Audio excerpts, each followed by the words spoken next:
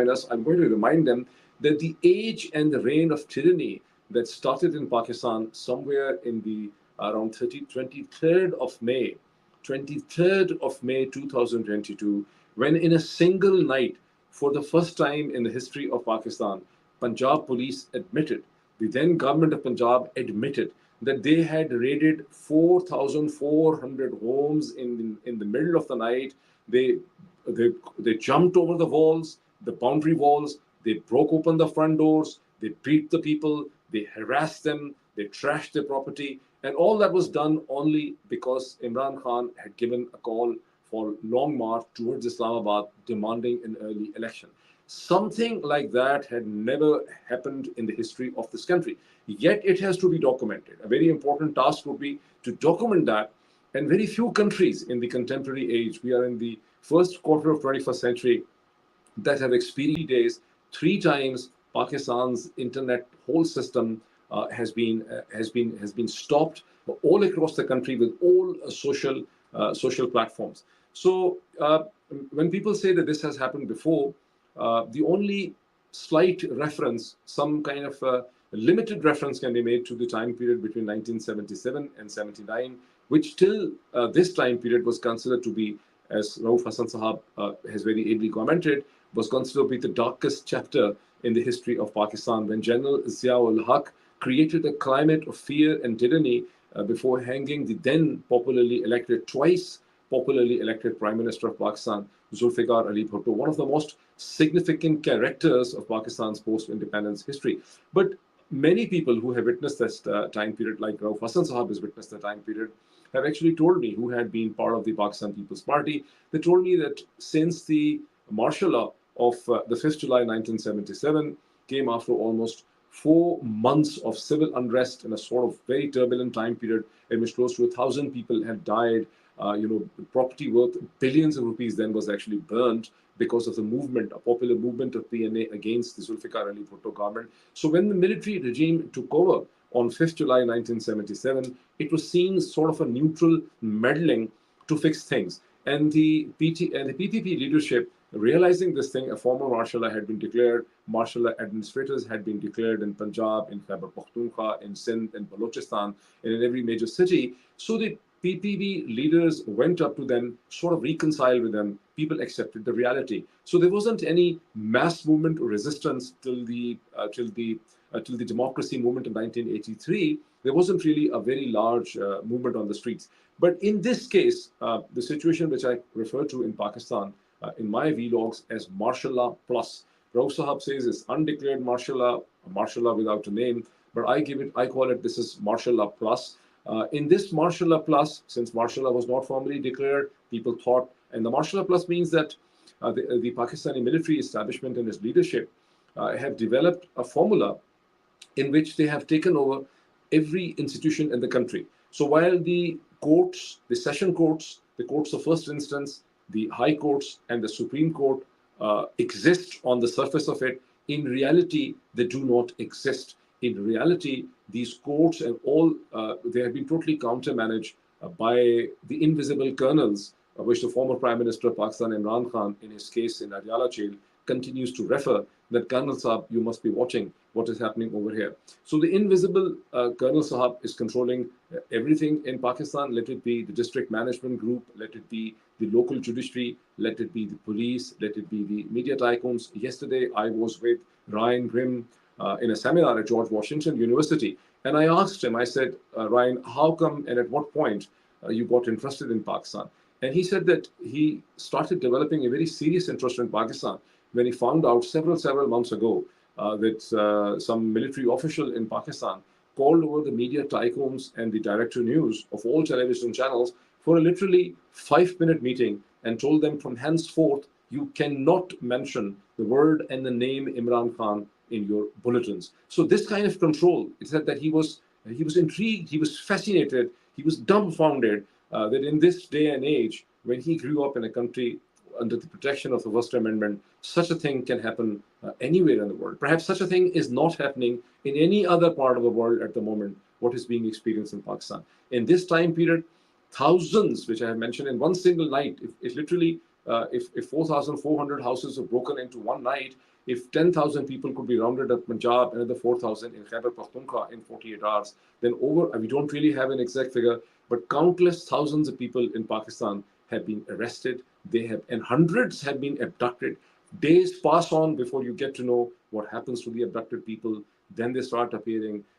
For the first time in the history of this country, political parties, major politicians, the known prominent politicians were arrested, were abducted, were threatened, were tortured, and then tortured, literally. I mean, threatened and harassment is one thing. Maybe Asad Umar, someone like a prominent politician like Asad Umar was harassed and threatened, but there are others like Usman Da, there were others, so many others that were actually tortured, and in a state of torture where you could actually see the torture marks. They were done makeup and brought into television channels to make their confessions and to basically take them away from Pakistan Tehreek-e-Insaf.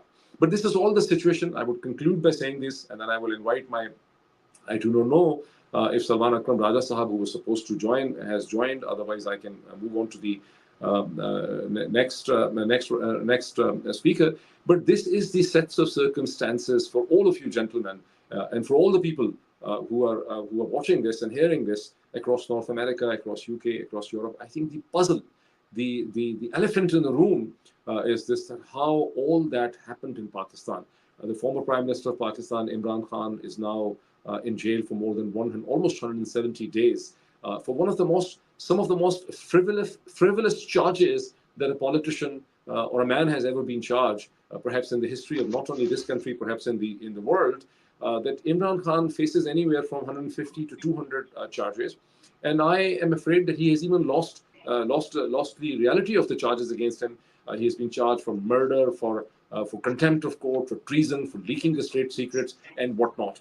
So, with this background, the silence from Washington, London, the European Union, and Brussels is astounding. With this, I will invite the Pakistan's foremost constitutional expert, Mr. Salman Akram Raja, who should be joining us. And I might give you some few words, very interesting introduction about Salman Akram Raja, which would be news to many of you. That I first met Salman Akram Raja somewhere around in the late 90s, 96, 97, when I was working in the appellate tribunal of the Federal Board of Revenue as a young officer. And Salman Akram Raja had recently arrived back from UK after doing his tripos from Cambridge, and he had started his practice. So he used to appear in the appellate tribunal of the Federal Board of Revenue in Lahore. Aslam Shah Sahab used to be the president of the tribunal, and he was the one single lawyer who, every time I found this, he would always be able to really get a relief from the customs tribunal, from the Federal Board of Revenue tribunals. I mean, he would never leave the room. He would never leave the room without obtaining a relief for his client, and I hope he gets a relief for Imran Khan as well. So with this, I will invite Salman Akram Raja, who has moved for the first time in his own life, moved from the practice of constitutional in the court to the practical implementation of constitution on the streets. Salman Akram Raja, a very warm welcome. Mohit, may I suggest you take me a little later? I have a bad connection at the moment, but it should improve in 10 minutes' time. I'm on the road, on the campaign trail. Kindly take me as the next speaker. Okay. Though we could hear you, I could at least see a very grainy picture, and I could hear Salman Akram Raja, but as he has requested, we'll take him the next speaker. So am I in a situation to take Sami Hamidi? I think I have earlier seen him on the picture. Sami, can you hear me? Yes, I can hear you very well.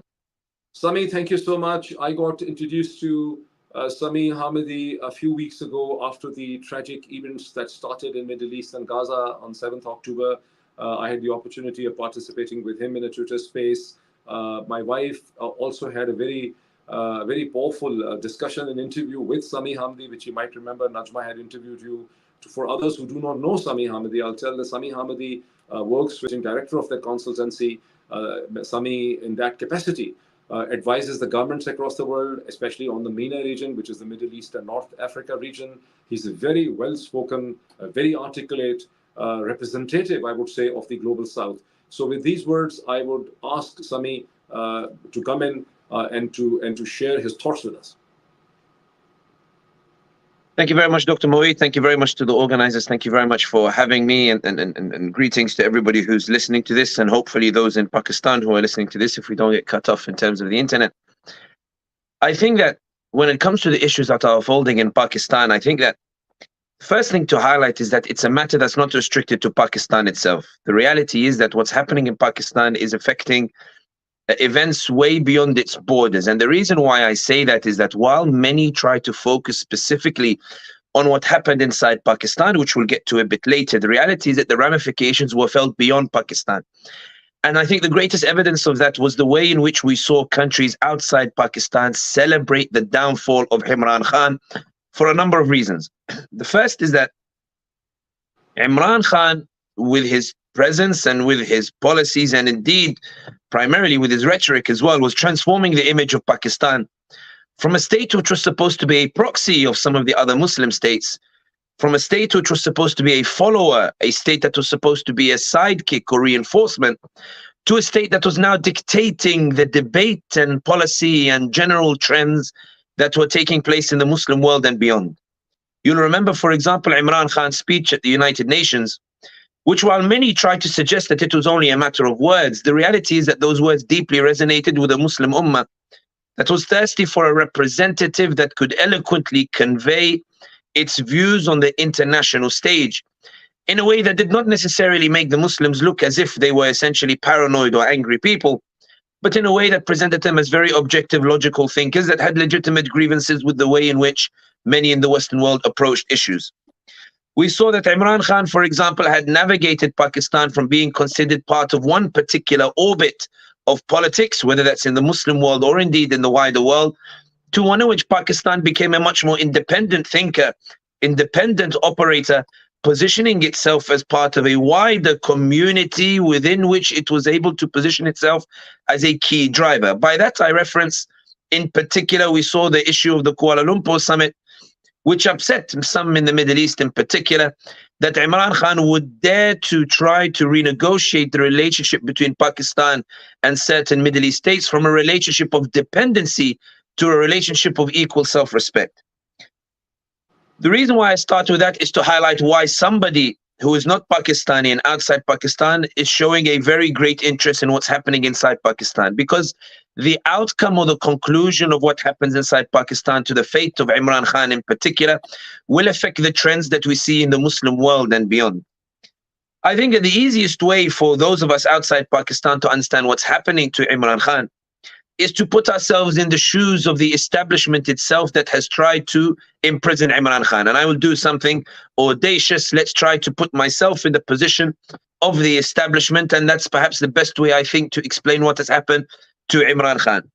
An establishment has been in power and entrenched itself for many years, perhaps even decades. And it has a certain way of governing Pakistan or the like. So Imran Khan comes to power. Imran Khan starts to speak a bit too loudly about issues relating to Palestine and Kashmir. And that is affecting our relationship with Saudi Arabia and the UAE, which are trying to pursue warmer ties with India and trying to pursue warmer ties with the Israelis. And there is clear agitation that in every OIC summit, Imran Khan insists on speaking on the Muslim issues that matter, keeps repeating Kashmir, Palestine, Kashmir, Palestine. And these states are saying to Imran Khan, you need to tone it down, because when you talk about Kashmir, you're affecting our relations with India. And when you are talking about Palestine, we're trying to normalize with the Israelis. You need to stop talking about these issues of justice. You need to learn to be quiet and to follow the trend, not to be somebody who sets the debate. You are putting us in an uncomfortable position in public opinion. But Imran Khan refused to do so. Imran Khan continued to shout from the hilltops that we need to talk about these issues because they are the issues that matter. The establishment finds itself in a position whereby where it prefers a relationship of dependency, Imran Khan is now arguing for a relationship of equal respect, and that is causing a shift in that the people are resonating with Imran Khan.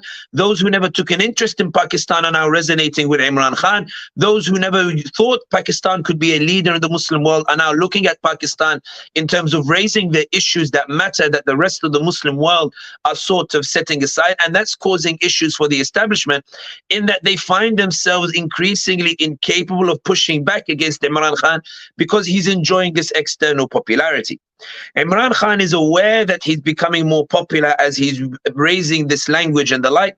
And when the Americans come along and insist that Pakistan, they ask for a demonstration of loyalty by allowing Pakistan to use its military bases for US operations in the region, Imran Khan turns around and says, we will not allow the US to use the military bases in Pakistan to conduct those operations. We see that Imran Khan, not only does he refuse them, no, Imran Khan instead states that Pakistan should be expanding and diversifying its relations as a necessity to preserve Pakistan's independence.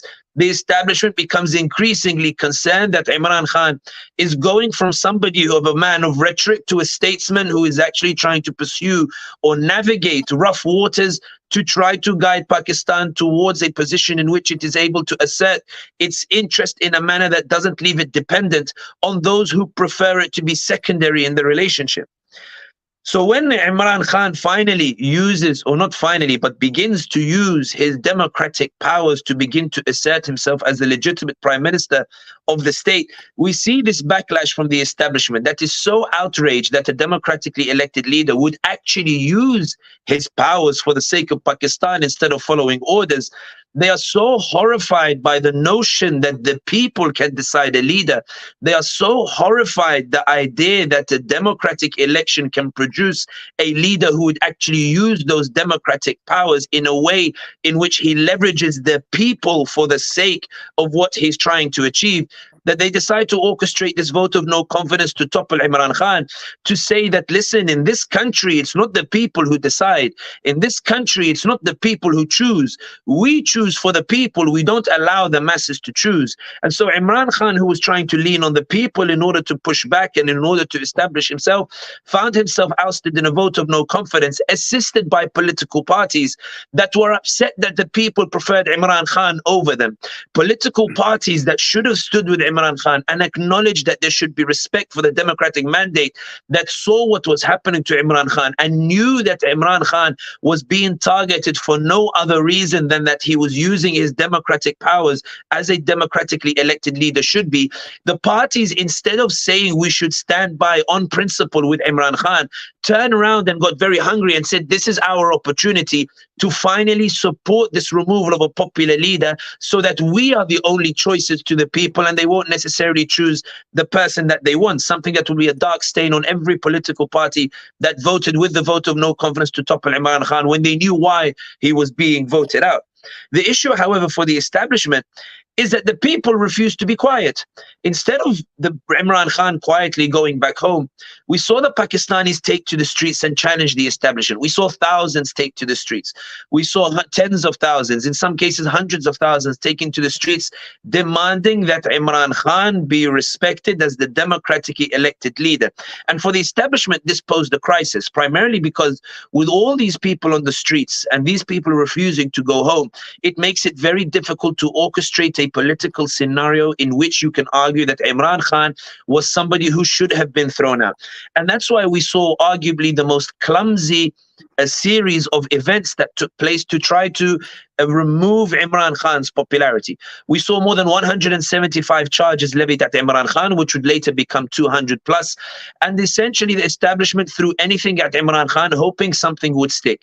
There were charges of terrorism, charges of corruption, charges of tweeting, charges of Facebook, charges of insulting a judge, charges of taking a gift and not declaring it. Anything that they could find in the book in terms of trying to make it stick with Imran Khan, they threw it not in the belief that he was actually guilty of any of it, but in the hope that perhaps any of it will stick, whereby they might be able to cast doubt on somebody whose image in the Pakistani mentality and indeed abroad beyond Pakistani's border was seen as somebody who, even if perhaps he did not have the power power everybody wished he had, was certainly seen as sincere and honest, and being targeted by insincere individuals who were concerned at the potential that Imran Khan was going to achieve for Pakistan.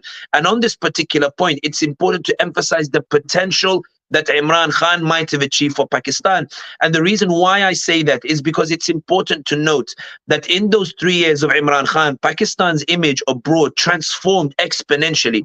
When Saudi Arabia and the UAE threatened Imran Khan and told him, if you go to the Kuala Lumpur summit, we will kick out the Pakistanis from Saudi Arabia and send them back. We will withdraw our investments from Pakistan. The reason they panicked so much is because Imran Khan had gathered such popularity in the Muslim world that they felt that Imran Khan lending legitimacy to the Kuala Lumpur summit, which was a protest against the normalization policies of Saudi Arabia and the UAE and the like, and a protest by the Muslim world that the de-Islamization policies taking place.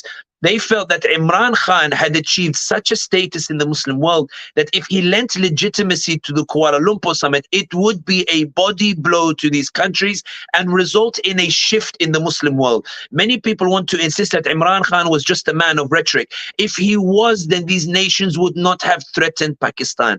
If he was only rhetoric, these nations would not have mobilized to threaten Pakistan. If he was only a man of rhetoric, the US would not have told the establishment that we will forgive you if you remove Imran Khan. The reality is that while many people believe perhaps Imran Khan might not have achieved enough, it was absolutely clear to those who wanted Pakistan to be a dependent country, to be a second-class country, to be a follower, not a leader.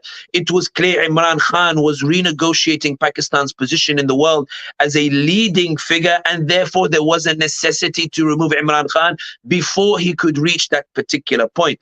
And that's why when it came to the establishment and they realized that there was a potential revolutionary renegotiation of the social contract that Imran Khan was going to bring about, even after he was toppled with a vote of no confidence, this is why there was a necessity, and I'm speaking as if I'm in the position of the establishment, there was a necessity to remove Imran Khan because the Pakistani people wanted him.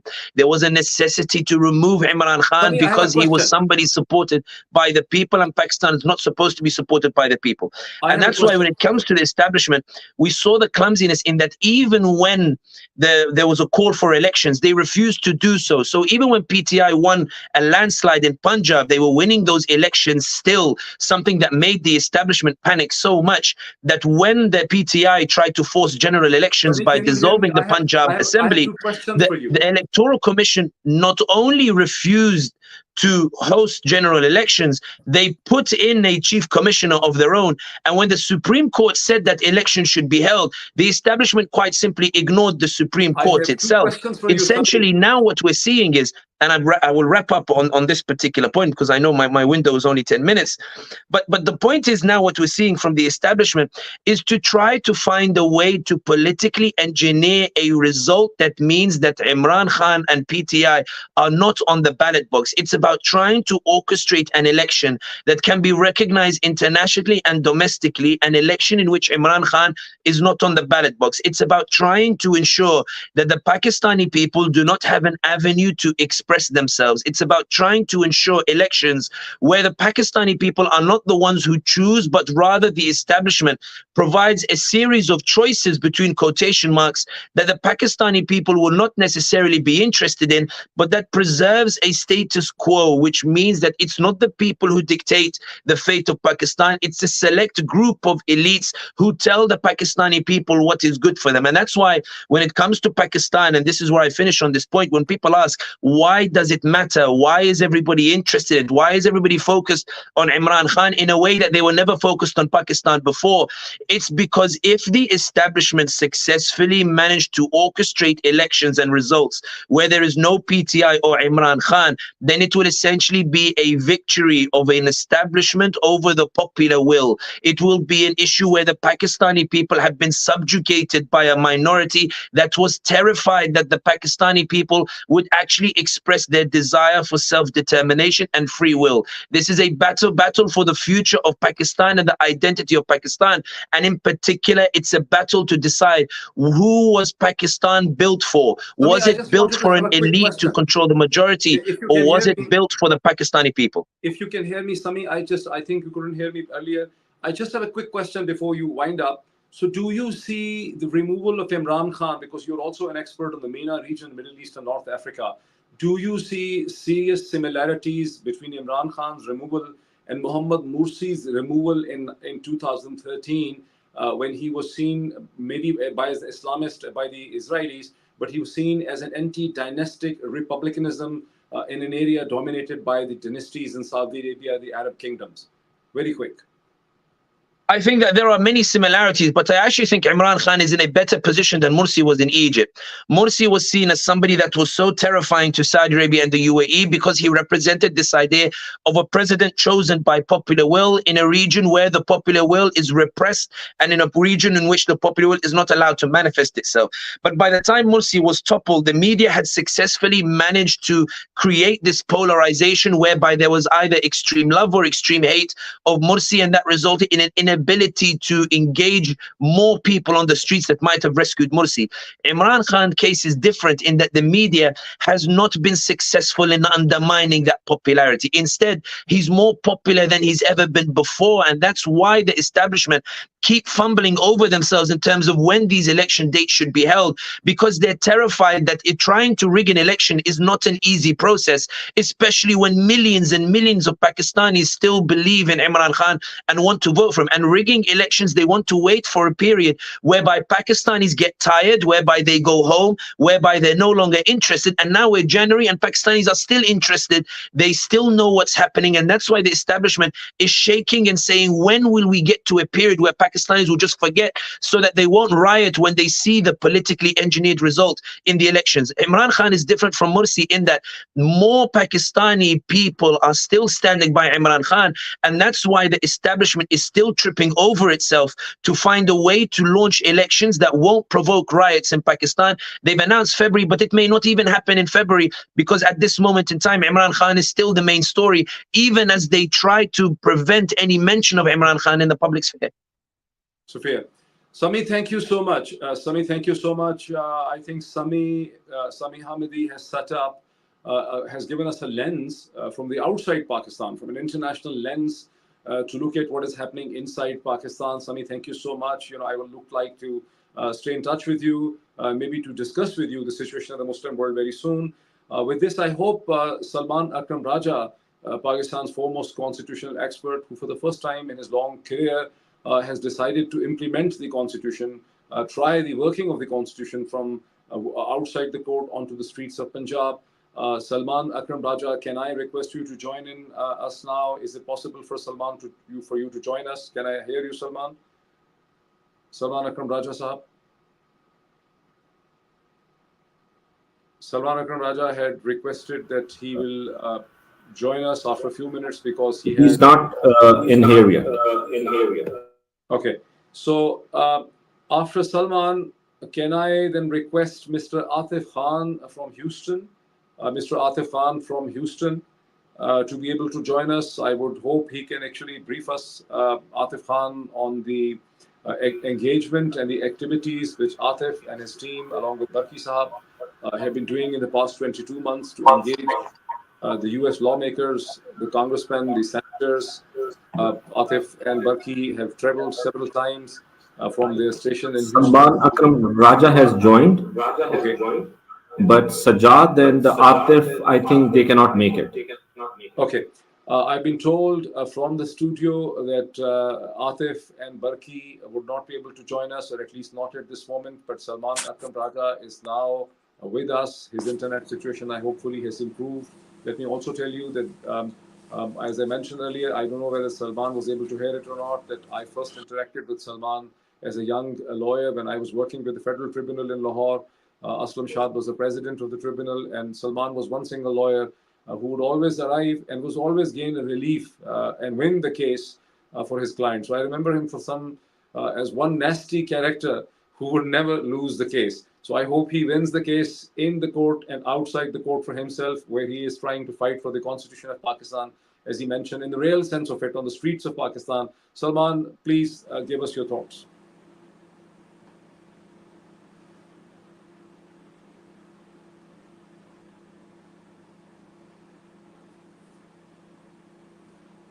It looks as if you are not in You cannot hear me. Salman, I can Yes, see you. Mohit, I can hear you now. I can hear Okay, you now. excellent. I lost you momentarily. Thank you for this opportunity, and you really very rightly put it that we're all fighting now for the constitution of Pakistan, and we're fighting inside the courtrooms, and we're fighting on the streets, and we're fighting, on the airwaves. This is a most peculiar situation for people not familiar with Pakistani history, but we've come to kind of accept it as a recurrent norm, a sad norm, a tragic norm that has somehow persisted over the last 76 years. The entire idea of the law, it seems, is some kind of a contingent luxury. Whenever the powers that be desire, they can switch off the entire legal system, it seems. The constitution, the ordinary laws that pertain to arrests, that pertain to persecution, in fact, prosecution, which is used as persecution. So all of that now is upon us. We see that the entire judicial system of Pakistan, the legal framework of Pakistan, the entire institutional framework of Pakistan, the civil service, the police, the judiciary, all are now being employed, are being weaponized to attempt to destroy a political party. And with it, the idea of democracy, with it, the idea of the freedom to associate, the freedom to speak.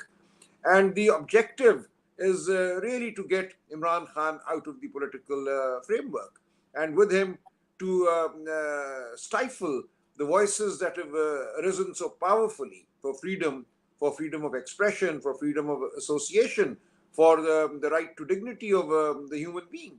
We are fighting for the very basic values that underpin any modern nation state. Our battle is for nothing less than that. And I feel that it was my duty to come out on the streets, to join the political fray, to fight this battle. Because what we can achieve inside the courtroom, it is sadly clear, is very limited. We can achieve some victories, but those victories ultimately amount to nothing because our political milieu, the relationship between the people and the centers of power, has been severed. The centers of power are no longer listening to what the people are saying. And unless that relationship is restored, our legal system, our judicial system remains a facade. So that is really the foundational work that we are now doing in the political domain. And the world needs to understand that Imran Khan today is a figure, he is a politician, but more than that, he is now a beacon of hope. He's the pole around which the entire struggle for the resuscitation of the constitution, for the resuscitation of our basic fundamental rights is taking place. And I can only count myself fortunate to have the opportunity to be a part of this struggle. Inside the courtroom, I appear regularly in cases that pertain to Mr. Imran Khan, his unjust incarceration. But I'm now also increasingly on a daily basis meeting with hundreds of people in the streets of Pakistan, in the bazaars, the markets of Pakistan, in dark alleys, in underdeveloped areas which exist right in the heart of a city like Lahore. I had not known of the existence of these areas before. So we see that there is a facade of development, just as there is a facade of a legal system or a constitutional order. But these facades mask very grim realities. These grim realities are the contingency of the legal system, of the judicial order. These are the attempt to mask the poverty and the deprivation that exists all around us, in our midst. So we must unearth and expose the injustice on which our systems are built, the economic system and the legal system. And that is the battle that I think each one of us now has to fight. It is a battle that Imran Khan is fighting. It is a battle that PTI is fighting. It is a battle that we are fighting in tandem with Imran Khan under his leadership. And I'm glad to have become a part of this team. Salman, can you hear me? I have one or two questions for you, if you can hear me. Yes, I can. So my first question is this, that just before you, I don't know whether you were able to hear Sami Hamidi, who was speaking from London, but Sami Hamidi, who is a London-based consultant and advises the governments in the MENA region and across the world, gave us an international perspective as to how Imran Khan had created a challenge. A country like Pakistan that had no real position on the international Muslim stage, apart from very superficial positions which the governments and the Foreign Office have been taking. Imran Khan made it into real issue, the issue of Kashmir, the issue of the Palestine, issue of the Muslim leadership, Islamophobia and all that. And that was unacceptable. He gave that perspective. So he also gave us a view that how the international power centers are aligned with the Pakistani military establishment against Imran Khan. If such is the case, how would the Pakistan's internal struggle, which you have now taken away from Supreme Court onto the streets in Lahore, would materialize? Also, I have not been as public a figure, but whatever public figure I have been, I have always felt that the discussions within the Supreme Court many times sounded very artificial and very superficial to me. When judges talk of, our scheme of things, such section of law, the constitutional thing, and as you have now mentioned, that the reality is very different. So I want your thoughts on these two things. Well, the conversation or the curbed conversation about Palestine, about Kashmir and Pakistan, you rightly point out, has now become entangled with larger geopolitical concerns. And this is a part of the severance between the people and the state institutions in Pakistan. The people have not given up on Palestine. The people have not given up on Kashmir. But if the state feels that it has to give up on these issues, it can only do so by stifling the voice of the people. And that is exactly what we see happening at the moment. And this is artificial, and this is very dangerous for the state, for the internal, I would say, cohesion of the state. The state has to recognize that it cannot gallop ahead of the people. It cannot fall behind the people either. It has to take the people along. It has to listen to the people. There has to be a legitimate and a genuine conversation between the state authorities and the people of Pakistan.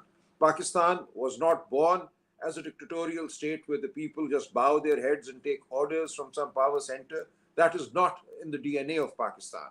You can try and do that for a short period of time, 7-8 years maybe, but ultimately things fall apart because the people have an indomitable spirit to speak and to be heard. So that will happen inevitably. So any attempt to stifle the people's voice and to move on larger geopolitical issues, I think, is doomed to end in tragedy and failure. So that is the answer to the first part of your question. And I think it really ties in with the larger question. Our institutions are often borrowed from other lands, whether it's the Westminster model, whether it is the idea of the due process of law.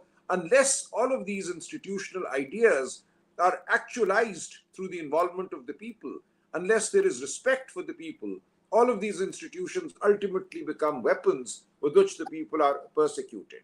So we see that there is a court system, but if the court system fails to realize that the people are actually being crushed, that the elections being held are really not the elections that the Constitution envisages, the restrictions on campaigning, the restrictions on becoming a candidate, the restrictions on speech, the way the constituencies have been delimited. So a gerrymandered, stifled election can maybe help somebody tick a box that, yes, we held elections in Pakistan, but the reality is that you are creating greater dissent, you're creating greater anger by causing elections to happen in the manner in which they're happening. Some of us are still fighting on, some of us are still going out every day, but there is suspense in the air every single day. There is a threat looming over each one of us every single day. When am I going to be arrested? When are the people who accompany me to these rallies going to be arrested? Are their homes going to be broken into? So we are campaigning under that cloud. And we do it every day because we feel there is a larger principle for which we must fight. We must assert our right to our freedoms, freedom of speech, freedom of association, our right to have a democratic process in this country. So we carry on, but we carry on under a very dark cloud. And that is why I think we need all the support we can get.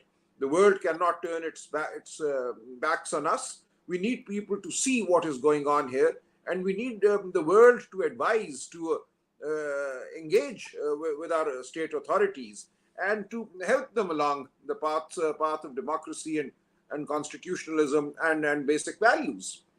So that is what we are seeking from the world at large. Nothing more than that.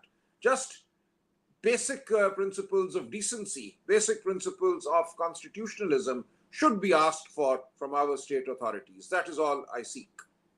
Salman, thank you so much. And I wish you all the best on the streets of Lahore, where you're trying to fight for the constitution outside the courtroom. All your life, you have spoken the language of law and the constitution.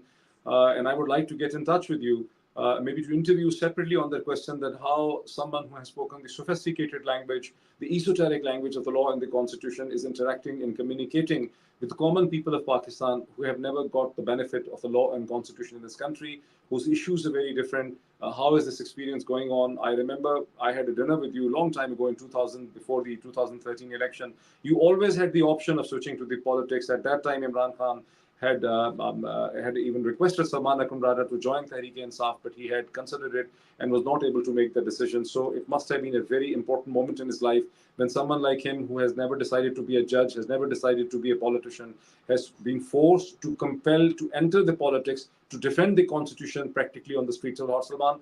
Looking forward to stay in touch with you. Thank you so much. It will be a pleasure. Thank you. Thank you. So it was good to see you. I have now, you heard from Salman Akhundzada, one of the most foremost constitutional experts of this country. I have always looked upon him as a mind, one of the best gifted minds of Pakistan, just like I look upon the barrister Etazaz Ehsan, to which I keep on referring, that if there were many people like Etazaz Ehsan, like Salman Akhundzada in the Pakistani legal fraternity, the situation and the circumstances of the state of Pakistan, the nation of Pakistan, would have been different. So I wonder if Targay Evren from Turkey, the musician, the poet, the writer, who's familiar with us for his songs, he and I have never spoken in person. I've never seen him before, not I remember, but I have been tweeting and retweeting his songs. We are in touch on Twitter. So I hope that Targay Evren from Turkey can hear me. Targay, can you hear me? Can you now join us? Yes, I can see you on the screen. Yeah, I can hear you, but can I have a request with you? I mean, in Istanbul now, the beautiful, evening ezan is being recited, and my home is very close to a major, mosque. So that's why before me, maybe you can have another one, because now I don't know whether you can hear or not. No, we cannot hear. As far as I'm concerned, I'm here in the United States. I can see you. I can hear you. Okay. I don't hear any background noise. Okay, so very good. If the background noise, anything is there, it is in your vicinity. We don't hear it. Okay. I think the studio can also tell us. I think we don't hear it. Yeah, very good. Then we can start. So I wonder why someone. My first question, I think, and many people, this question would resonate with many people, the Pakistanis in Pakistan and Pakistani diaspora across the world, in North America, in Europe, in UK, in Middle East, that why someone like a principled Muslim leader like Recep Tayyip Erdogan, who takes strident, assertive position on issues across the Muslim world in the interface of West and the Muslim world, has not taken any assertive position on what is happening in Pakistan to Imran Khan. Why we have not heard anything from him? Okay. Yeah. I mean, I get this question quite often, from my followers as well. So, I mean, one thing that I can say, if you remember, when Mohammed Morsi was ousted from the power in Egypt, so that time Erdogan showed a very strong reaction, and that reaction also led to the, severing the connection between Egypt and Turkey. And later on, of course, Turkey also started having some problems, because normally, the people in Egypt and the people living in Turkey are really kind of good friends, and they love each other much. There is also, a lot of connections like trade or some other things. And then, after that, Sisi came to the power, and for many years, like Erdogan would reject to talk to him, even when they came together, in some summits. So Erdogan would prefer like not to talk to him. But then we saw that, Egypt was unfortunately kind of being used by some other countries against Turkey, like Greece or Israel. They started coming closer to Egypt. And in Turkey, of course, President Erdogan, got a lot of criticisms because, like in Turkey, we've got also sometimes a kind of polarization. So we've got a very strong, secular, community, in Turkey, and we've got also conservative people. So there are already some concerns, about President Erdogan. And actually, in the past, when he was a mayor, he was put in jail because he recited a poem. And, we got kind of some military coups, and some of them were direct and some of them were indirect. So in 1997, we had a military coup, which was called kind of postmodern military coup. So it was not a direct military coup, but that time Erdogan was the mayor and he couldn't complete even, his rule in the municipality. And then he was put in jail. So in Turkey, there are already lots of problems. And of course, when it comes to Pakistan is a kind of major ally for Turkey. So, Turkey never wants to lose Pakistan, like, Egypt or some other countries. So that's why, although I'm sure that Erdogan is not very happy about what's going on, and I believe that behind the curtains, maybe he's giving some advices to some authorities in Pakistan about acting with wisdom. And in the past, I remember Erdogan criticized the kind of the decisions of the courts in Pakistan as well. So that's why, Pakistan is really an important country for Turkey. And at this point, although the people, are not very happy about what happened in Pakistan. If you can hear me, my question is, can you hear me? My question is this, that what is the public feeling and the view in Turkey, in Istanbul, which is, if not the largest, perhaps one of the largest city in the Muslim world, one of the largest city in the world. What is the feeling on the street about Pakistan? What is the awareness, the knowledge about Imran Khan, Pakistan, in Turkey? I think in Turkey, if you talk to people, still, I think the majority is going to think that Imran Khan is still in power in Pakistan. So, still, there are like many people, because when it comes to Pakistan in Turkey, in the past, we heard about Benazir Bhutto. So she made some impacts on Turkish people because she was the first kind of woman prime minister, female prime minister coming out of a Muslim country. So that's why that's, created a very big, curiosity in Turkey about Pakistan. But other than that, like Imran Khan, it was kind of, his name really made a very big impact, in Turkey. So in Turkey, if you ask the people to ask some politicians, from Pakistan, I believe the first, person coming to mind is going to be Imran Khan. And interestingly, I'm sure that in Turkey, still many people are unaware of what happened in Pakistan, although some people know. But like for ordinary people, even you could meet like many people thinking Imran Khan is still holding his position, in the office. So it is really interesting. So let me ask the last question before we play music, your latest song on Pakistan. Given Erdogan's position and status in the world, and given his proximity, and you said that he doesn't want to spoil the interstate relationship between Pakistan and Turkey, couldn't Erdogan play a little bit behind the scenes? Can he play a mediative role to find a solution for the political mess in Pakistan?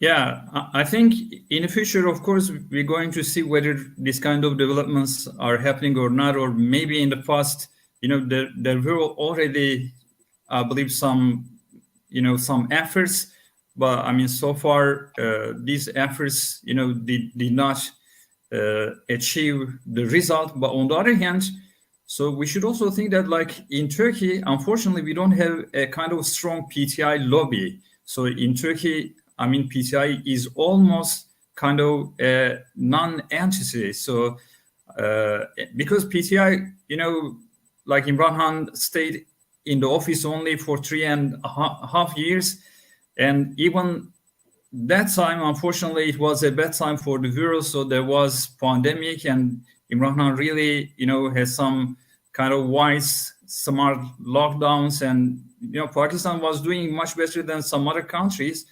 But as a party, as an institution, so PTI is something new, and I don't think that like PTI is very active, in Turkey. So in this kind of situations, I believe that the parties should also put some pressure on some deputies or on the government. So I think there is something missing on that side as well. Of course, now Turkey is also involved in some other problems. I mean, we've got some terror problems in the border, and on the other hand, what happened in Gaza. So in Palestine now, the people are focused on Palestine. And actually, one of the reasons maybe Imran Khan was ousted from the office, Brother Sami already mentioned about that. Imran Khan has been always a very strong advocate, of Palestine and Kashmir. And I know that in the Muslim countries, unfortunately, strong leaderships are not desired, because strong leaders, charismatic leaders represent the charisma of the people. And when you think about Pakistani people are really smart, and in the history, they have had a lot of achievements, and they made a very big contribution, to Islamic civilization. And, Imran Khan always reminded the people that, when he referred to Mevlana, when Allah has given you 2 wings to fly, why do you crawl on the ground? So he always wanted to remind the people of the dignity and the great history that we have had, and young people, they started feeling more confident seeing President Erdogan and Imran Khan, and they started taking these leaders as a model. Like, you can also become successful, you can create, you can produce, and you can make your own contribution to the market of humanity. So that's why this kind of leaders, unfortunately, are not desired in the West. And, they have some different ways, to remove these people from our countries. So Erdogan had also a lot of, barriers in the past. And now Imran Khan is having a big test. But I can tell you, like, millions of hearts, not only in Pakistan, but all over the world are together with Imran Khan, and the impact of Imran Khan is not confined to only Pakistan. So he also made, some effect on the other countries as well.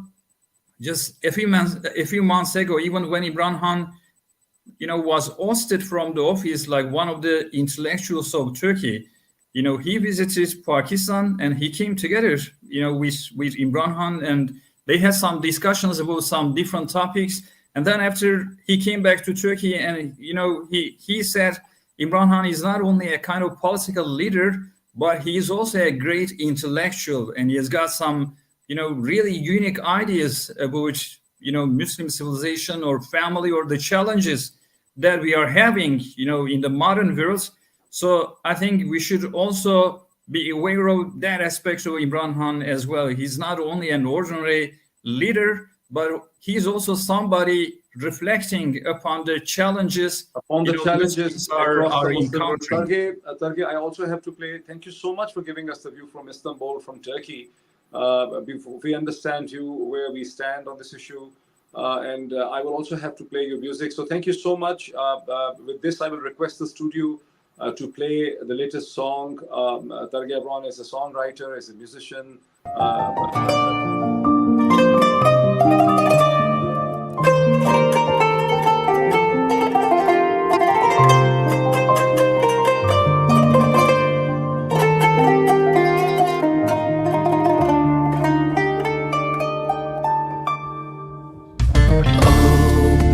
Pakistan, you are a brave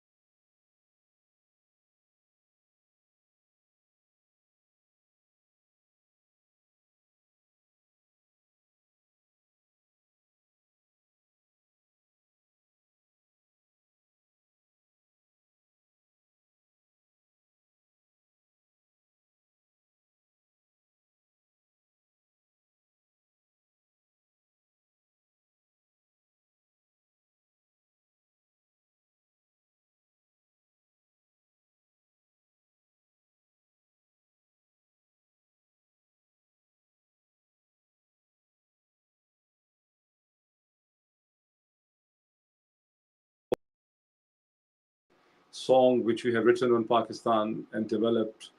How could Pakistan, the pride of Islam, the Muslim world, how could your soul be hijacked? How could your soul be hijacked? This is so beautiful. Okay, thank you so much. Thank you so much for joining us from Istanbul and giving us the view and for this beautiful, heart-touching song. With this, I will check if Miss Dr. Mobeen Shah is in a position to join us. Dr. Mobeen Shah is the Vice Chairman of the Association of Kashmiris Diasporas across the world, and I can see him on the screen. Maybe he can also hear me. Dr. Mobeen Shah, can you hear me? Can you give us your thoughts on the situation in this discussion, which I am really impressed by the organizers for putting up this panel. This is amazing experience of being part of this session. Dr. Mobeen Shah. Thank you, Dr. Moed. I am also basically a doctor, but joined business. So, and now activism for Kashmir. So, Assalamu alaikum to everybody. And as a Kashmiri, I would like to give my perspective on all the 3 points which have been, which are under discussion. I would like to structure it in a structured manner, as you do in your blogs. So please bear with me. Now, number one is the turmoil in Pakistan and its effect on the region. You see, for us, India has taken the most advantage of the situation in Pakistan, particularly by the actions they are taking in Kashmir. And unfortunately, not talked about much by the world, as well as for that matter, in Pakistan, except for lip service. The occupation has been strengthened by manipulation, and getting the Supreme Court of India confirmed the actions of 5th August 2019 of the Modi government, as their Supreme Court is an extension of the executive, particularly when it comes to Kashmir, proved number of times in the execution of Martyr Maqbul Bhatt and Martyr Afzal Guru. Further strengthening the occupation by India, putting their plans of creating settler colonies, just like Israel has done, with the latest announcement of land allotments to retired Indian army personnel in the form of Sainik colonies, which already had Sainik farms besides land for their different divisions, as well as other lands. The denial of our right of self-determination has given us a situation where about 4.5 million people out of the 8 million people in Kashmir have been affected. It is because of the fact that the number of people killed, number of people injured, number of people arrested, widows, orphans, and when we add up, and 10, and in our society, 10 people are the minimum in an extended family, it comes to about 4.5 million. And on top of it, now we have PTSD, post-traumatic stress disorder. It is in hundreds and thousands in every part of the society of Kashmir. Now, with all these things actually can invoke Article 2 of the genocide on which is happening in Indian occupied Kashmir. Now, the world has shown at this point of time, in the case of Gaza, the South Africa has gone to the International Court of Justice, and Mexico and Chile has gone to ICC. Now, why I'm telling all this is because that is where the importance of the leadership of Pakistan will be there. You see, because on one side of the fulcrum, Pakistan has a running policy of no trade with India after August 2019, and rightly so. Although Kashmiri view at that time and still is that it should have been more, as I pointed out to Khan Sahib when I met him in last year in Zaman Park, and that's the only time I have met him in life. Now there's a talk of starting trade, etc. Unfortunately, Pakistanis do not learn from history. No amount of talk or expectation of reinventing the wheel by doing extra by trade can change Indian policy until and unless a strong leadership is in place who can see eye to eye and have the courage to expose the Hindutva agenda or Islamophobia regime presently in place in India. Now we take the other part in the region, that the attack on a nuclear power Pakistan by Iran was intended to send clear message to the United States and its allies, and not least Israel, is hard to dispute. A lot of people are telling this. We know who benefited from 9/11. At this time in the world, particularly in our region, it's a similar situation. After 9/11, 6 countries were demolished and destroyed. Now they have started in Gaza. Iran fired missiles on Pakistan, and Pakistan fired back rightly to protect each other's sovereignty. Yet when the sovereignty of our holy mosque, Quds, is violated, nothing is done. I fear the region as well as the Muslim world is going to suffer if we do not have a leadership in Pakistan who carries weight not only in the region, but the world, particularly when the economy of Pakistan is devastated. Speakers before me have told you about already what the Muslim world thinks about Imran Khan.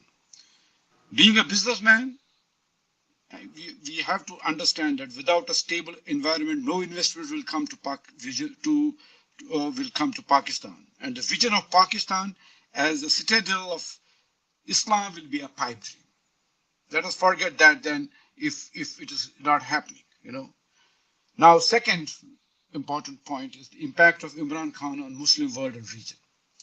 Imran Khan, as the Prime Minister of Pakistan, has influenced the Muslim world and the region in several ways. His leadership has been characterized by efforts to foster diplomatic relations and promote peace.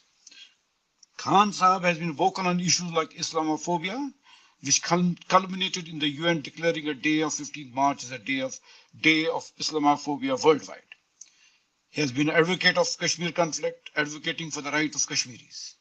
Additionally, he has played a role in facilitating dialogues between Muslim majority countries, and as per media reports, even been able to break the ice between Iran and Saudi Arabia at a certain given time. Now, in the region, because of this problem at this point of time in Pakistan, Israel has also taken advantage of the situation. And we know that in what has happened in Gaza, more than 32,000 Palestinians have been killed, and 72,440 homes have been destroyed. The most unapologetic Muslim leader who spoke against the indirect American interference in Muslim nations, unlike many Arab leaders who have accepted the American hegemony, has been Imran Khan.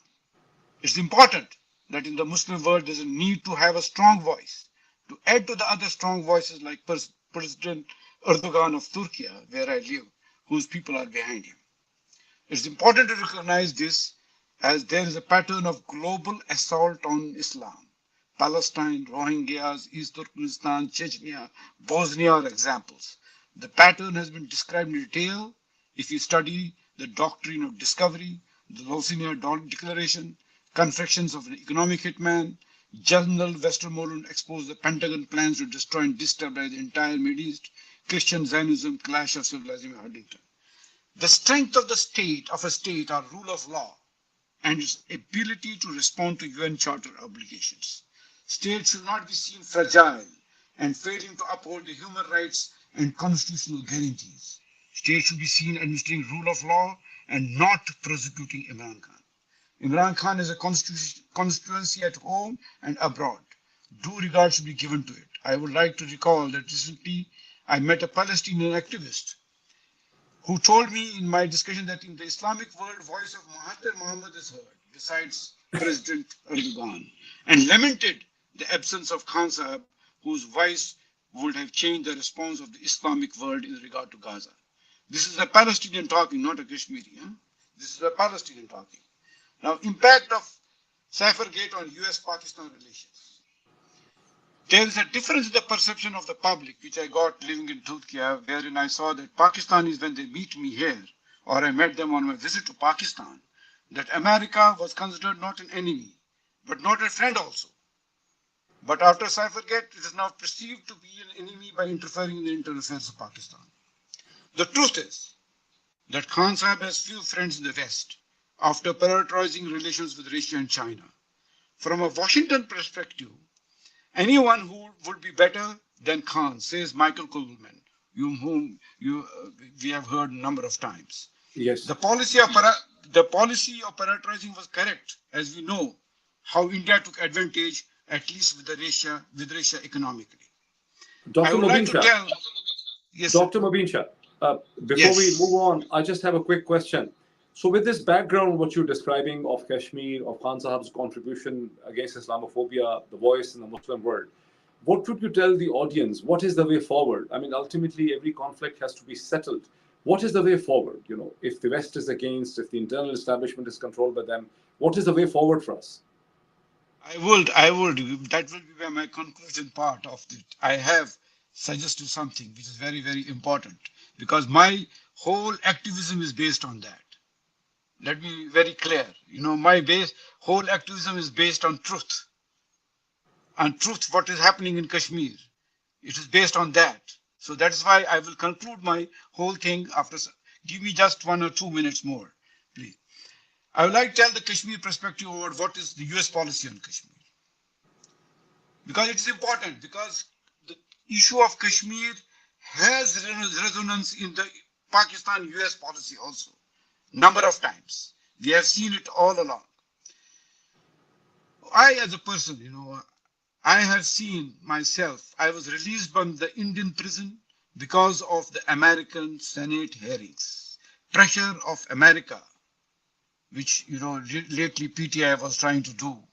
But it was not so simple, but I was released basically based on that. Because at that point of time, and this is where you see, the American policy towards Kashmir is not known. They are very secretive about it in a way. Respect to human rights, yes. But we have seen lately one of our most important human rights defender, Khurram Parvez, is in jail for the last 2.5 years, more than 2.5 years. But there is no movement in India because the change in policy, is it a change of policy? Because they need China, against China. India is needed against China. So it is also important because this is going to reflect on the Pakistan-American policy. You see, Israel, and when we compare it with Israel and let us say America, to me, Israel is America, America is Israel. True. Okay, but in the case of India and America, it is still not that. It is not that yet. It is not America is India, India is America. It is not yet. So that's why I gave you the example of my own and my Khurram Parvez, that was a difference, So the problem is with America is there is a double speak in regard to human rights and false narrative has been built, which has been exposed in the case of Palestine, and although in Kashmir they are not publicly yet seen. Yes. So, and another narrative which the world has done, unfortunately in our case, as well as in Palestine, is that they have labeled our freedom fighters as terrorists. While as when the Afghans were fighting the Soviets, Doctor, I will they request you were to freedom wind up. fighters. Doctor, Yes, I sir. would like, yeah. Yeah.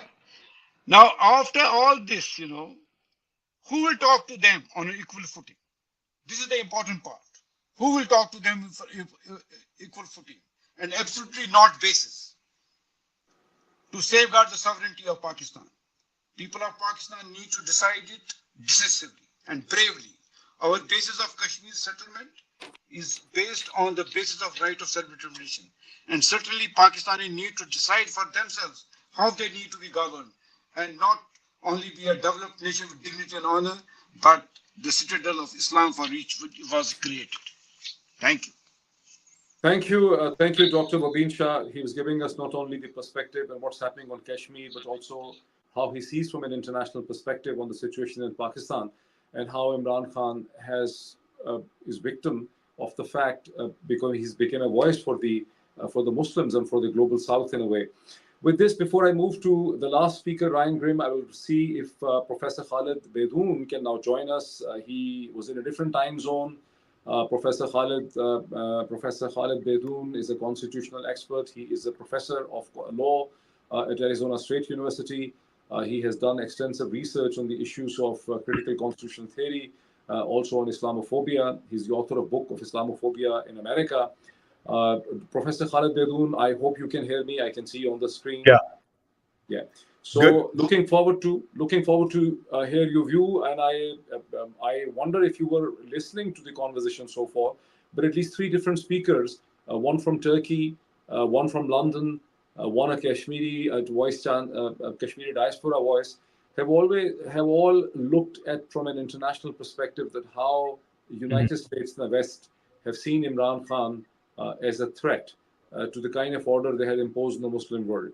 So you being an academic, how do you see it? And not only see it, what do you suggest? How do we find and negotiate a way? Because as you understand as a constitutional person, that we always have to negotiate a way out. So what can we do to build up trust between Pakistan and the West to come out of this situation? Yeah, well, first of all, thank you so much for having me. I'm really honored and humbled to be part of this convening. Assalamu alaikum, everybody here from the United States. Let me try to answer those questions and the other sort of key terms that have been presented to all the speakers in a sort of fluid way. So as you've mentioned, I'm a constitutional law professor. I teach American constitutional law, but I'm also a scholar on the war on terror and a scholar on Islamophobia. So how I come to this issue and how I learned about Imran Khan, is through the lens of two American constitutional legal principles, which I identify as being selectively applied and hypocritical, especially with the way they're deployed in this global war on terror. And second, from the vantage point of Islamophobia, and Imran Khan not only being a champion president within Pakistan, but a champion president and a very unapologetic symbol of Muslim strength, globally speaking. So I'm here in the United States, as you all know. I study this, I study constitutional law and Islamophobia within the United States. And you might ask, why is this Muslim American really keen on, advocating on behalf of, and why do I use my social media channels and publications to really, stilt up the importance of Imran Khan? And let me lead with that. Number one, Imran Khan comes at a critical juncture when the United States, not only in the Arab world, but in the Muslim world, has been seeding leaders who are essentially puppets, right? Puppet leaders, proxies, who have been empowered and entrenched to expand American, economic interests and geopolitical interests. We see this throughout the Arab world. We see this in other Muslim majority countries. And we've seen this not only recently, but for decades since the launch of the war on terror in the immediate aftermath of the 9/11 terror attacks. Now, Imran Khan is an antithesis of that, right? Not only by way of policy, not only by way of rhetoric, but also by way of real practical action. Many of the speakers have mentioned how Imran Khan has been an advocate of Kashmiri self-determination and independence. Now that we're in the thick of what's going on in Gaza and seeing Israeli neocolonialism take on genocidal forms in Gaza, we know that Imran Khan has always been a staunch and consistent supporter of Palestinian self-determination and the dignity of Palestinian people. We saw a couple of years ago when Russia invaded Ukraine and the entire Western world flanked around Ukraine and talked about principles of democracy, the rule of law, the importance of self-determination, the threat of colonialism, that Imran Khan was one of the first people to identify the Western hypocrisy and selective application of these constitutional principles. People also mentioned from the vantage point of Islamophobia how Imran Khan was, very much the first global leader to not only identify the importance of, calling out Islamophobia as a bona fide form of bigotry that is unfolding on a global scale, which has been weaponized and has been intensified, very nefariously by the American war on terror. But for Western organizations and transnational networks like the United Nations to formally identify a day of Islamophobia, and that had been enshrined on March 15th. So this architecture of achievement that Imran Khan has been able to achieve as the lead, as the executive of Pakistan, identifies the importance of him not only as a regional leader, but a global leader for Muslims, right? Somebody who is defiant, somebody who is courageous, and somebody who's principled to not only stand up for the dignity and the rights of Muslims globally speaking, whether it's in South Asia, whether it's in East Asia, whether it's in the West, whether it's in the Middle East. I think that kind of universal application of Muslim dignity and Muslim importance in terms of humanity is something Imran Khan has definitely championed. But I think even more than that, as we sort of like juxtapose this, really corrupt and criminal incarceration of Imran Khan at this juncture with what's happening in Gaza, this moment, when we juxtapose these two case studies, identifies the importance of Imran Khan, right? Because one thing Imran Khan has always lifted up is to communicate to the West is, look, if the West stands for all of these really vaunted principles that you claim to stand for, right? You stand for dignity. You stand for anti-racism. You stand for religious freedom. You stand for the rule of law. You stand for due process. Then you have to live by those standards, right? You have to live by those standards. So in many respects, Imran Khan foreshadowed, right? He sort of presented a early preface to what we're seeing happening in real time with regard to Gaza, which is finally the global South and global South leadership rising up to Western governments. We see that very vividly with South Africa bringing this case to the ICJ, in very masterful fashion, presenting how the genocide being advanced by the Israeli government not only meets what the global South defines as genocide, but more importantly, what Western legal definitions of criminal charges like genocide are, demonstrating that the West has been really contradictory, right? They want to apply these constitutional principles to Western governments and Western societies and white people with blonde hair and blue eyes in places like Ukraine, lifting up the fact that Ukrainians have the right to, organize private militias to defend their homelands, that when Ukrainians throw Molotov cocktails at invading Russian tanks, that they're freedom fighters. Imran Khan was the first to say, hey, why isn't that the case when Kashmiris do the same thing? Why isn't that the case when Palestinians doing the same thing? Kashmiris, like Ukrainians, Palestinians, like Ukrainians, are just defending their homeland. They're just defending their families. They're aspiring for self-determination. They're aspiring for a sovereign country. Imran Khan was the first global leader to say these things before South Africa brought a case against Israel to the ICJ, before Namibia called out Germany's contradictory standpoint with regard to genocide and aligning itself with Israel to say, hey, no, Germany, you can't say that you stand for all these really important democratic principles, but in fact, you have committed genocide and are only aligning with Israel because you have guilt over the Holocaust. So in many respects, this moment we're seeing right now is a consequence of what's happening in Gaza, where the global South is rising up and finally calling out the hypocrisy, calling out the contradiction, calling out